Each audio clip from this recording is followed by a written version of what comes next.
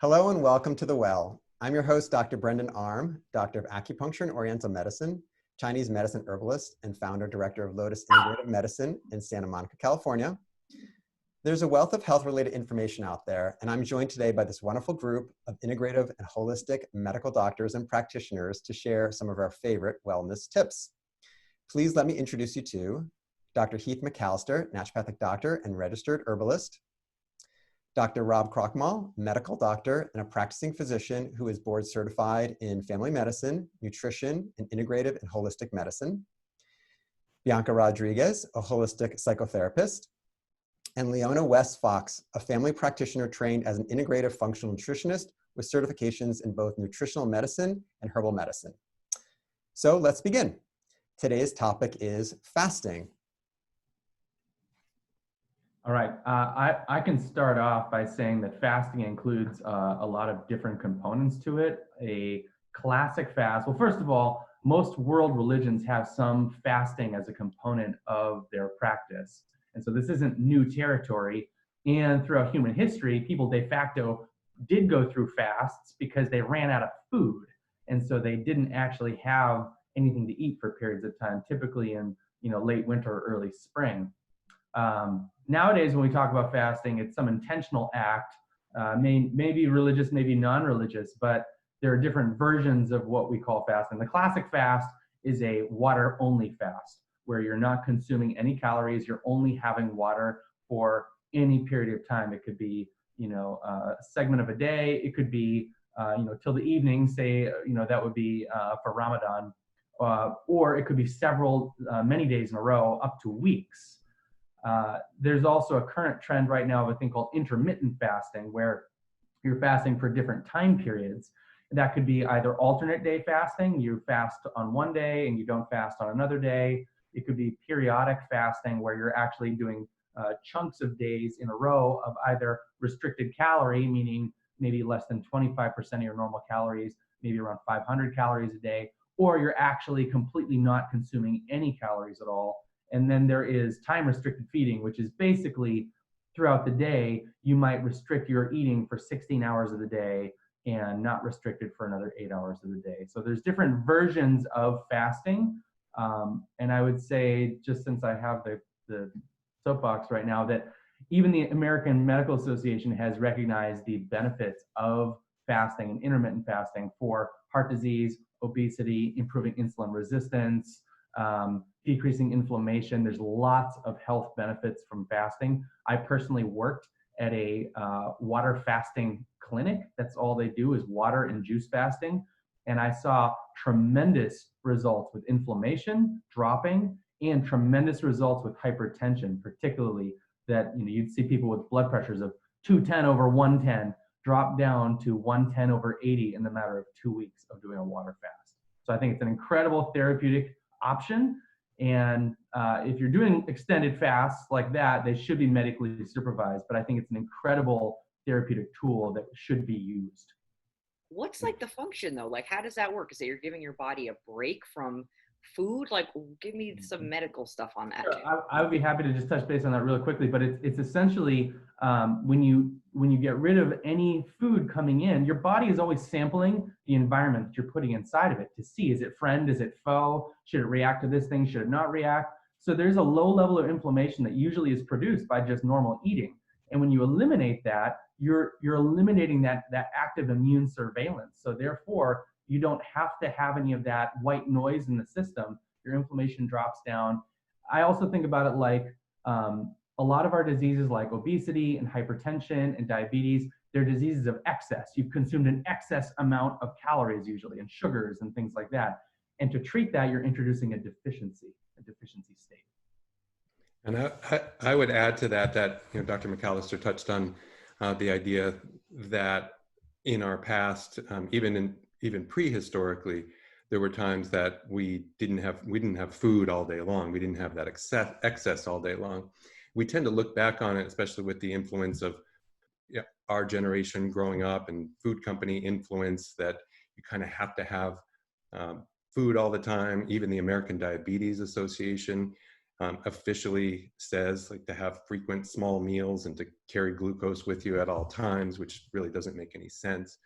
And I think it's important for the viewer that may be thinking about this to know that it is completely not only natural, but it's actually, to your question, Bianca, it's built into even our genome, and we could get into some of the fun and fascinating science, but suffice it to say that we actually have genes that are built into us that we see when we're starting to do the science that begin to be activated at that 16-hour mark, at that 3-day mark, and so on and so forth, that specifically increase longevity factors as well.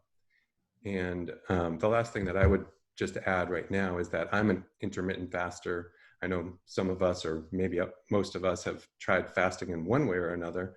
And to me, what is great about intermittent fasting, I don't have my first meal until around noon, and then I have a second meal. Oh, excuse me. Okay. Fasting could cure that easily. But I have my second meal at around 6 p.m. So I'm fasting around 18 hours every day. For me and for many of my patients, what is great, and that would be considered intermittent fasting or time restricted eating. What I find probably the most useful about this form of fasting is it's actually quite sustainable. I don't feel like it's a temporary thing for a month or a year. I feel like I can and want to do it as a lifetime. And so compared to some other diets that are out there that are also can have been helpful, I find this particular diet to be the most sustainable.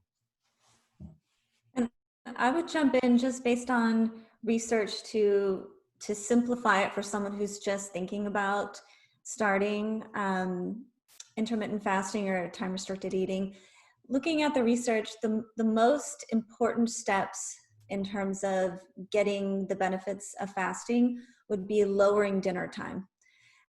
So there's so much research that points to make sure that you have finished eating at least 4 hours before bedtime or dropping as close to 5 p.m. and initiating that fast with an early dinner.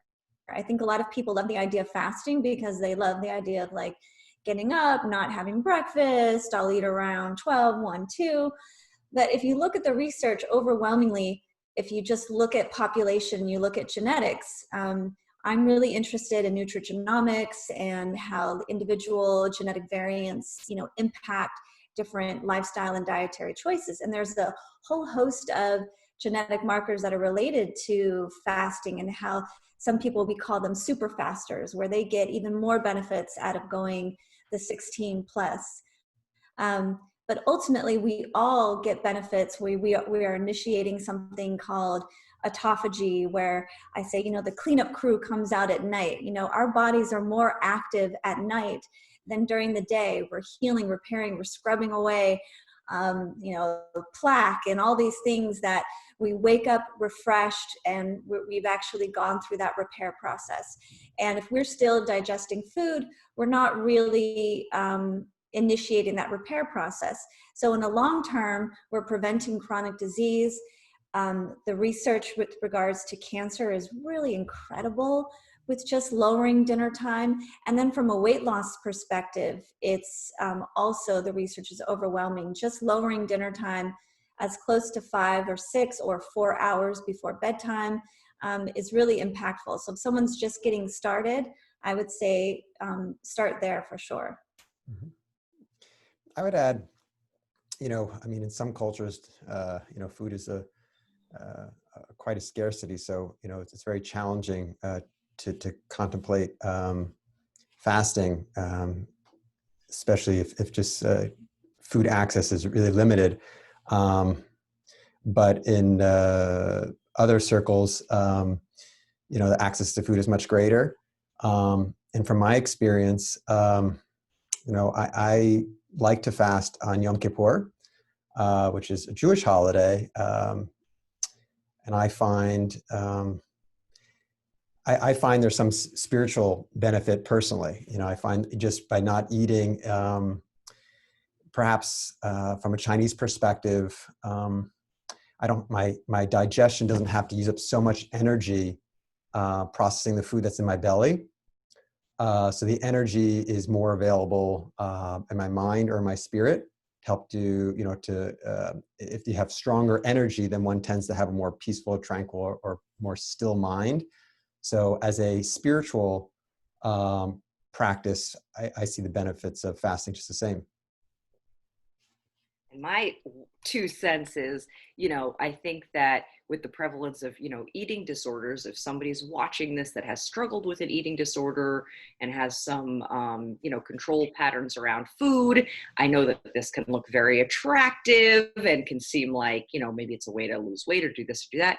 And if you have struggled with the eating disorder, work with a doctor, work with a nutritionist, talk about it with your therapist, and make sure that you're coming, that this is something that you're looking to do that's going to benefit your overall well-being and to not be part of the dysfunction that you may have experienced with food in the past. I'll just interject on that too. I in general never suggest fasting for anyone that has a history of eating disorder or even disordered eating. I usually don't lead with recommending fasting to start. Mm-hmm. Well, that's all the time we have today. If you have a topic you'd like to learn more about, let us know with a comment on social media. And also, don't forget to subscribe to our The Well YouTube page. Thank you for joining us, and please join us next time for more wellness tips. Remember, regardless of where we are, our resources in the well are limitless.